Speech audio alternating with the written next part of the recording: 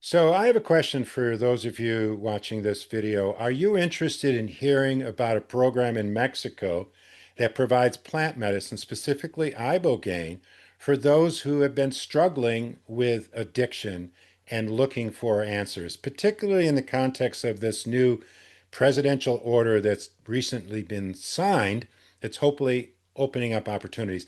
Well, today I have the co-owner of a program in Baja, Mexico that is incredible. His name is Luis Ortega. I'm going to introduce him in just a moment, and we're going to talk about this program. You don't want to miss this. This is Eddie with a Mindful Emergence, where Margaret and I offer mindfulness, movement, breathing practices, and plant medicine when appropriate for those wanting healing and spiritual transformation. And today, we're going to talk to Luis Ortega with Rite of Passage Mexico, which is a fully licensed alternative care facility and medical retreat located in Baja California, Mexico, dedicated to the science of addiction recovery and specializing in providing a definitive break from clinical dependency and any substance addiction through world-class medically supervised detox protocols. Luis Ortega is a plant medicine provider and ceremony guide with a background in the medical field, having worked as a lab technician and medical assistant. Luis dropped out of medical school in Tijuana, Mexico, due to a lack of economic support and instead enrolled in the Mexican Marine Corps in their infantry. Luis eventually worked as a field doctor and a nurse in the Marines after suffering an injury and hip replacement as a paratrooper jumping out of airplanes. You're a braver man than I am. Luis then found his way into the field of holistic medicines back in Baja, Mexico, and has been working with these medicines for close to 13 years now. He considers himself an apprentice of these plant medicines. So thank you for joining me, Luis. I know how busy you are. This is so important we talk about this. Apprentice of plant medicines. What does that mean? Yeah, brother. Thank you for having me on here, first of all, and really appreciate you allowing us to be part of this, sharing this information. So, the reason I say that I'm apprentice of the medicines is that, I mean, once you experience these medicines, you find out that there's this actual like consciousness within these medicines. That's why they call them intelligent plant medicines, right? Both Ibogaine, ayahuasca, I think, and mushrooms, and you could probably relate with that, is that there's this guidance within the medicine itself.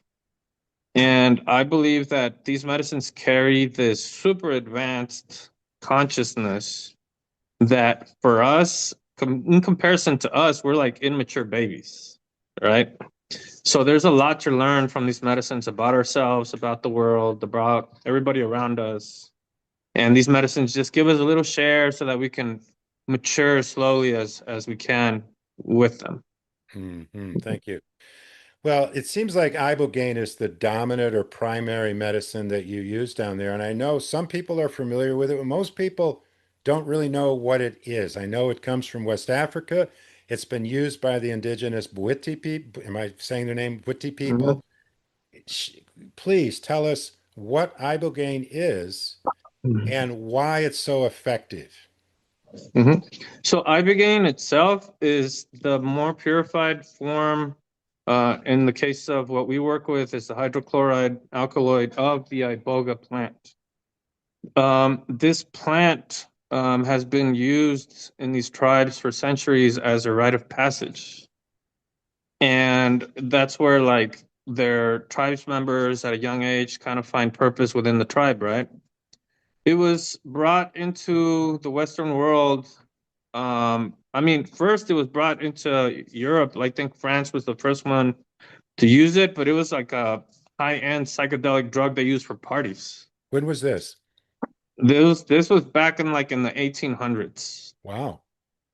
which of course, since they were abusing it kind of like a party drug, there were some deaths from it, and that was the first time that the iboga plant was illegal back in Mm, France. mm, Then later on in the 1960s, it was brought to the US, And I mean, the most relevant uh, character that got to use this medicine, and this is where it began its whole story and history of like how it helps heal addiction or assist addiction treatment, is Howard Latsoff. He was a heroin addict, and a friend of his pretty much left him this substance for him to use recreationally, and he was currently addicted to heroin at that time and other substances. He used it, tripped out for 3 days, and miraculously found out that he wasn't craving anymore after it accidentally. And that's when he, back in like in the 1960s, is when he started kind of advocating for trying to let people know, doctors and whatnot, that were in the field of addiction, that had actually helped them walk away from his addiction. Hmm. So, unfortunately, it was classified back then, I think around the same time LSD was classified, like in the 70s, and it became illegal, right? Schedule 1. hmm Yeah. So, later on, some researchers or even providers or even experienced addicts that took the Ibogaine to pretty much help themselves for treatment, in one way or another, got to the medicine, some of them ended up opening places down in Mexico where it's not illegal, it's not classified down here, it's more like in the gray zone. And that's where the whole history of like Ibogaine centers and all that pretty much began. Are there a lot of Ibogaine centers down there? I mean, in Mexico, I would calculate throughout the years, Rite of Passage Mexico has been, I mean, I've been in this field for close to 13 years, right? And Rite of Passage Mexico has been up for a little bit more than 10. I've seen so many places open and close. Right now, I would say there's maybe around 25, 30 places around Mexico in Hmm. general. In Europe, probably about another 10 or 15. So worldwide, we're counted. I think we're like under 50 places. Hmm. Yeah. Well, a lot of people in the States have learned about this, and a major figure in bringing attention to this is a guy by the name of Brian Hubbard. Mhm. And Brian Hubbard got the ear of Joe Rogan, who apparently has the most popular podcast on planet Earth. And because he knew Trump, and anyway, they ended up signing this executive order. But and thank goodness, because more and more people now are starting to hear about this. What separates you from these other centers down there that are operating? Like Ibogaine centers, you mean? Hmm. Yeah, so I mean, what sets us apart from most Ibogaine centers is that we created throughout the years this whole preparation protocol.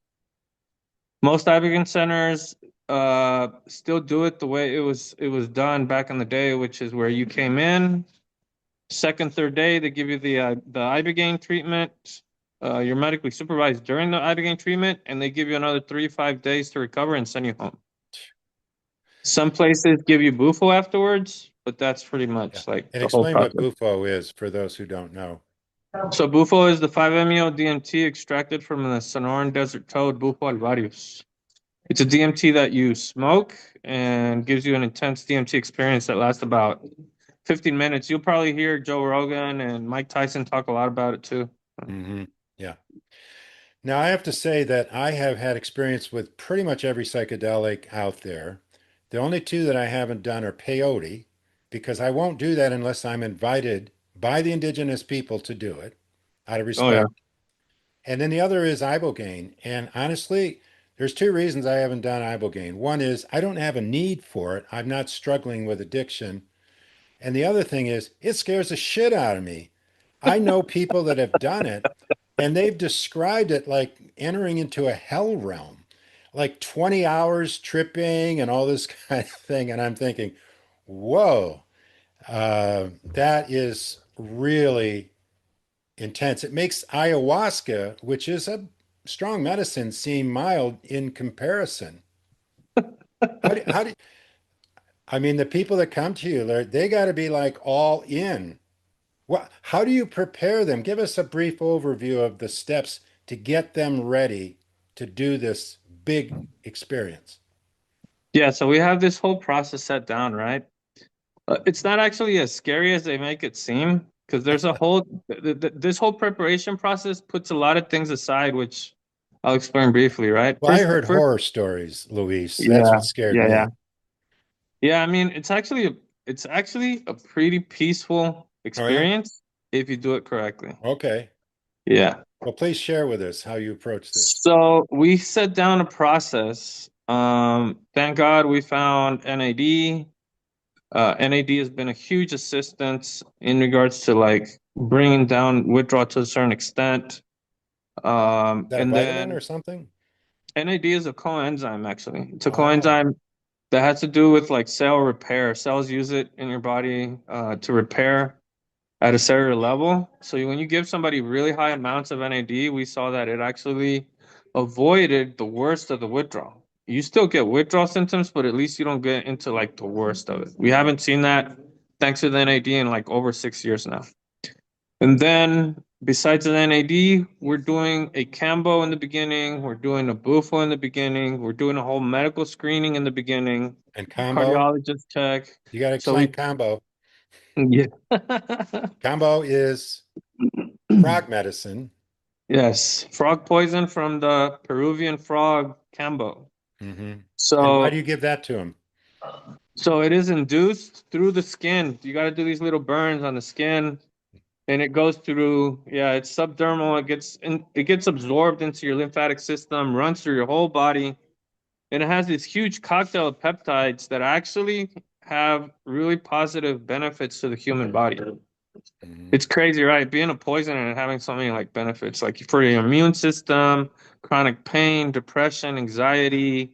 It helps to a certain extent with even like withdrawal symptoms.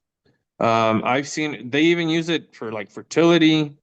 Like it has a whole list of things Hmm. that it's good for. But the ones that I've seen personally, it's good for blood circulation. I've seen like patients recover really good circulation. I've seen like bring down blood pressure, for example, because it causes a dilation to your blood vessels. And then I've also seen it bring mobility to patients who've lost mobility thanks to like arthritis. I've seen it get rid of some like really chronic pain from like patients who suffered chronic pain for many years. They do Camel and they actually felt a lot of relief from that chronic pain.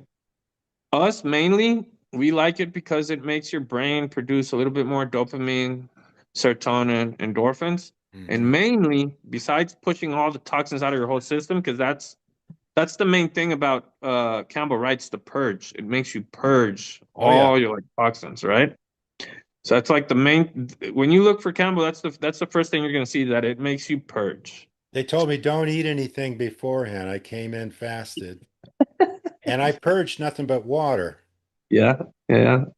And then the main characteristic that we like about it, that we saw by experience, was that it makes your brain barrier a lot more permeable for other Oh, medicines. So it's a good preparation medicine, right? And sometimes they'll even offer it to you like before an ayahuasca ceremony, so you can have a better experience with it. yes, they do. So that itself, just Campbell on its own has given us a better Ibogaine experience because of this cleanse Mm. in that like brain barrier permeability that it causes. That's the first medicine they do. We also assist like withdrawal and the mind with Bufo, which would be like the second medicine they work with. They do Bufo, which is the 5-MeO DMT. It's a really intense DMT experience. It can be scary, and if you've never done like a really strong DMT experience, but it is followed right away with this like sense of peace. And Hmm. most of the time, the reason why we implement it into the protocol is because it gives you this like the sense of like wanting to live again, right? Followed by first is the scary part, which is like the ego death, and then there's this like sense of like, oh, like I'm actually happy to be alive and just breathe. When I did it, first of all, it just they call it a rocket ship into the void. I mean, it was spectacular. It was beautiful. And when I came out of it, Luis, I was overwhelmed with a sense of gratitude Yes, that I exactly. have never come close to experiencing before or after. hmm hmm Yeah. So in the beginning, we're not really looking for that experience just yet. We're just basically, since the brain is still toxic, right? Hmm. We focus a lot on the brain chemistry. In the beginning, it's still toxic. So most patients come out of it with this like sense of like positivity, but they didn't really get this whole experience in the beginning because of the toxicity. But the reason why we implemented it into the protocol in the beginning is because it makes your brain barrier produce a little bit more endorphins and serotonin, and that gives the patient a little bit of relief in the beginning. Hmm. And then we also do a initial Ibogaine small doses on day 3, which also assists with withdrawals. We got rid of morphine like 6 years ago, thanks to this 3-day procedure I just mentioned. And when it comes to clinical use of rehabilitation in any clinic, if you look into the legality of like trying to register a clinic for detox, the usage of opiates is it's the barrier. They're not gonna let you like really work with that, right? So we were able to get rid of morphine back in the because we were doing morphine tapers before that. And thanks to this initial procedure, is that we were able to get rid of the morphine. And that itself, the cleaner you get to the Ibogaine, gives you a way more deeper and better experience. Yeah. Just that on its own. Most Ibogaine centers, if you look into it, they give you oxy, they give you morphine the day you get there, and they give you Ibogaine the next day. So there's this type of blockage there that Ibogaine has to fight through, push all these toxins out of you first before you Mm. can actually get this full on like good experience from it.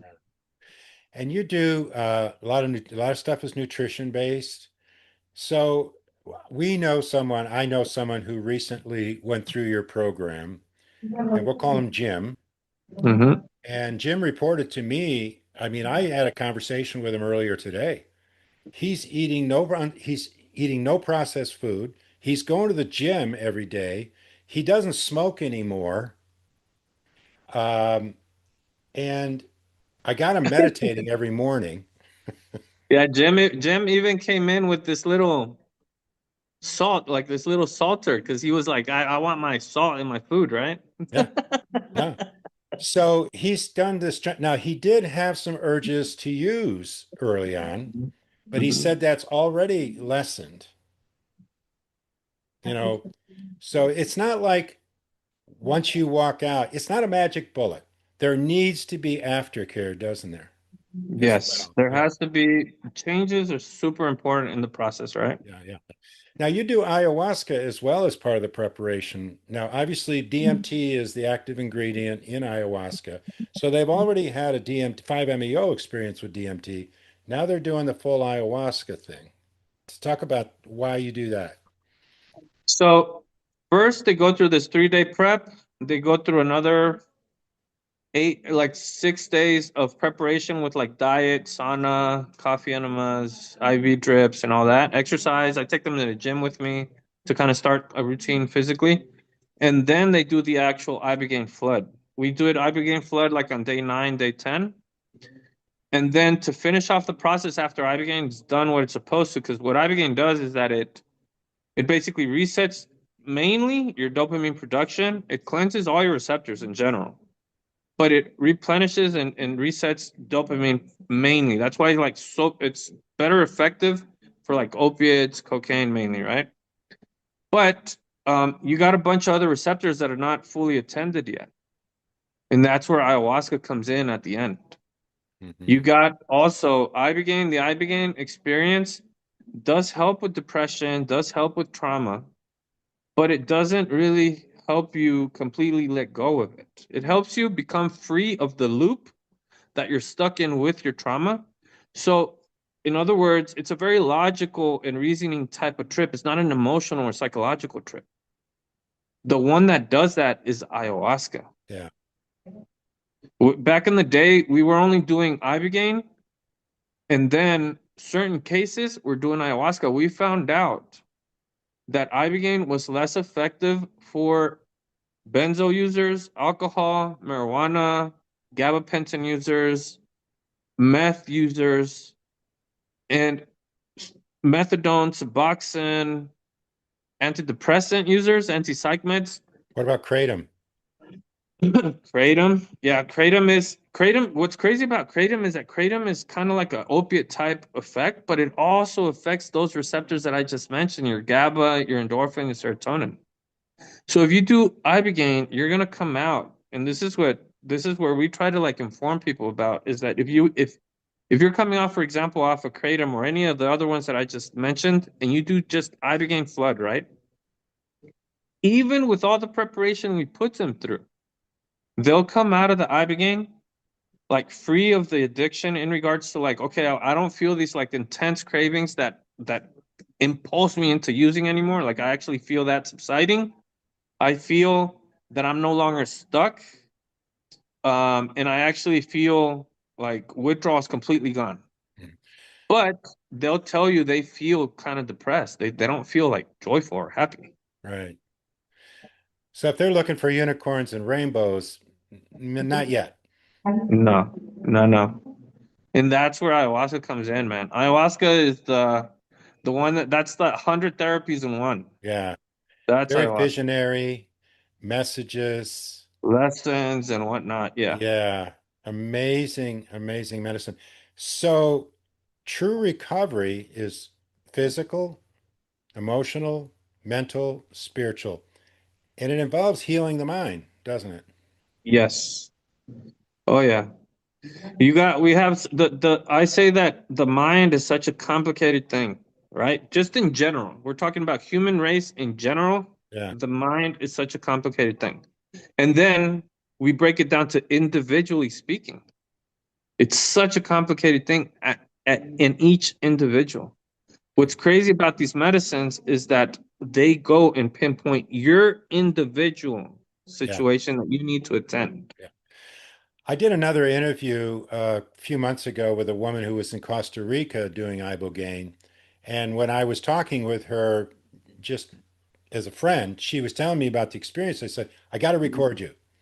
And so I did a recording. And she, if I'm characterizing what she said, it's like she got a chance to review her life in terms of her experiences and belief systems that she's carried with her throughout her life and able to see them in a different way, reframe things as a result of doing this. And she said it was a very difficult experience. I'm sure that they weren't doing, she didn't go down there for addiction, right? I'm sure they didn't do the protocol you're doing.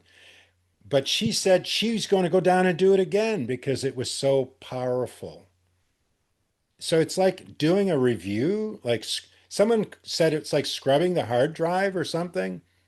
Speak to that. That's the famous reset. There's no other medicine that I've seen that can do that kind of a reset, right? Yeah. It'll go into your experiences that are like subconscious. Yeah. Memories that you didn't even know you still had there. Some in your childhood that you wouldn't even imagine were still Yeah. there. Yeah. Yeah. And things that you wouldn't even think had it actually been that important to affect you in your present time. Yeah. Well, everybody loves a success story. Now, obviously, we don't mention names here, but I mean, is there one particular situation where you went, "Oh my God, this this is really a miracle"? Can you think of an Yeah, I mean, example? I have a bunch. I I'm have a sure, but just bunch. pick one. Short, One of short. the, I guess, a particular case was a 21-year-old patient that came to me for suicidal thought, opioid addiction, and benzo addiction. She had stopped her antidepressants. She had been on antidepressants since she was 8 Jeez. till like she was 20. When she came to me, she was 21, so she had been off antidepressants for like a year. But when she came to us, man, her hair was all tangled, no self-care whatsoever, super looped in a suicidal thought process. Anything you said to her, anything you said to her was, there's no meaning to life. I should just die. I don't know what this is useless and this and that. And what's crazy is that she found us, not her parents. Actually, her parents didn't even want her to come here. They gave her an ultimatum. Okay, we're going to send you where you want to go, but after you're done here, you're going to go to a program that we want you to go. She found us. And I couldn't even talk to her. I try to talk to patients throughout the process when I see that it's possible to talk to certain topics with them. I couldn't even talk to her. Like it was this constant loop. Anything you said to her was the same conversation over and over. Hmm. Non-receptive, suicidal thought, and addictive like mind process. She did her Ibogaine, and the next morning she calls me into her room. The nurses tell me, "Hey, she wants to talk to you." I go into her room, and she tells me, she says, "Luis, I'm scared. It was scary. It was scary." She says, and I'm like, "How was it scary?" She says, "There was this moment that Iboga took me to because in the experience, there's this male wise grandfather, father type figure in there that guides you, right? We call him Papa Iboga."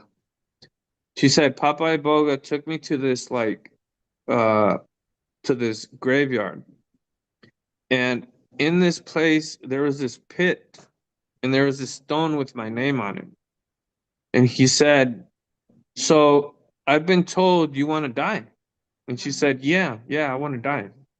And she goes into this loop, right? And she said that Papa said, "Okay, are you sure you want to die?" And he asked her numerous times if she was sure she wanted to die. And then he said, "All right, you took your decision." So she said, he told her, "Lay down in the hole." And she then noticed that she was laying, looking up this hole towards Papa atop of the pit. And he says, "Are you still sure you want to die?" And he again went through a numerous amount of times asking her if she wanted to die. And then he confirmed, "All right, I guess you do want to die." And then he started throwing dirt on her, she said. Started throwing a little bit of dirt, and then a little bit more, and a little bit more. And she was like, "Are you sure?" "Yes," and more. Until she felt she was fully covered. And then through this process, she felt fear of death to the point where I asked her, "Okay, so after this whole experience you went through of this situation, I'll ask you one thing. So you're afraid of dying?" And she looked up at me and she says, "Yes. So in other words, you do want to live?" And she looks at me and she says, "I do want to live." And then I go, "And I don't know if you noticed something else. You're actually listening now." And she looks at me and she's like, "Oh wow, yeah, you're right. I am listening." Wow. So it's crazy how it'll take you into a certain experience that pinpoints what you need. Yes. And when you said that she found you, what I hear and what I believe is the medicines called her in. You Yep. Oh come, yeah. come. We're here for you. I do believe these plants have an intelligence, and I believe when they're right for us, people will come and they'll say, well, I don't know, maybe I should do psilocybin, for example, is pretty common. I don't know if I should do it. And I said, if you're supposed to do it, you'll get called in. Yeah. You'll get Oh called. yeah. You'll Yeah, know. there's an influence. There's definitely an influence of our there's this world around us we can't see. Right. And that's where they navigate. Yeah. Yeah. And that's how it was used traditionally as a spiritual practice. Just like ayahuasca in the Amazon, psilocybin in among the Mazatecs, your Mexico is your birthplace. You know about Mm-hmm. that? Maria Sabina. Yeah. Yeah. Oh yeah. That's how it was used. I tell people, from what I understand, when they use these medicines in their communities, it was part of a community celebration.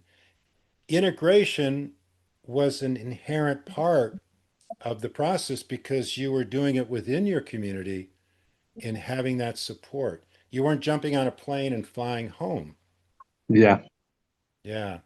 What's your website? And by the way, in the description that comes along with this video, folks, I'm going to put this information. So just go to the description. But please give out the website information, Luis. So it's www.riteofpassagemex.com. Yeah. And that's RITE, right? RITE, Just, yeah. just to be clear, because it is a Hmm. rite of passage. In Mexico, mex.com. Yeah. Mhm. All right. So, is there a question I should have asked, or one more point that you feel is important to share with those watching this video that we didn't cover? So, I mean, it's important to understand, just like all medicines, right? Just like you just mentioned, usually you'll get a calling. It's a calling to go take the medicines, right? I believe these medicines are put here on earth for us to find healing, guidance, find our way back into our path in life. And definitely, it's not for everybody, right? Everybody finds their own path in their own way in their process in life. It is important to understand that these medicines are not something that you should see as some kind of magic pill, magic fix, or the solution just on its own. And also a lot of respect for when taking them. One of the big mistakes is going online, Googling, oh, so what if I can do Ibogaine, right? And they're taking this drug or substance or medication, and then online it says, yeah, I can take it without care if I've taken this medication or not. That could be detrimental. It's always, especially Ibogaine, right? People have Ibogaine is died. People have died from this. correct. It's serious business. Yeah. Especially with Ibogaine, ayahuasca also, like they if you cannot mix them with anything you're not supposed No. to, you have to be very careful. So it's best to find really good guidance, somebody that can well inform you about the experience. That's why we also have this like whole process prior to the medicines. One, because you start creating trust. So when the patient goes into this experience, they go into this trusted state of mind where they know they're okay while they can navigate in this field. And then, secondly, the safety, right? Like this whole cleanse is important also, not just for effectivity of the experience, but also for safety. You don't want ibogaine, you don't want ayahuasca mixing with something in your system that you're not supposed to. That's what leads to these stories. And you have These, medically trained people there. yes, Yeah. correct. Well, this is amazing. I so appreciate you taking this time and sharing this. I'm learning more, and I know those who took the time to watch this video are learning. And if people want to contact you, they have access through the website Mm-hmm. so they can reach out to you and get information. Um, I believe that you're doing extremely valuable work, Luis, and just massive respect to you because I know this much about what you do, and I know it's not easy work for you. It's really challenging, but I know it's also extraordinarily rewarding for you. Yes. Yeah. You relate with these words. When you help others heal, brother, we heal also, right? Yes, absolutely. Absolutely. Mhm. So much respect. Thank you for joining me. And for those of you watching this video, please give us a thumbs up. It helps our channel, gets the word out even more. We're trying to help heal the planet here. That's what this channel is about, using the resources that we have available that sometimes are not easily available thanks to draconian laws and backward thinking. But we're trying to do education and help people heal and transform. So thank you for watching. And if you have any comments, drop them in there. If there's anything relevant for Luis, I will let him know if he has an opportunity to go and respond to your questions. So thanks for watching. We'll see you next video. And thanks again, Luis. Thank you, Eddie. Much love, brother. Yes.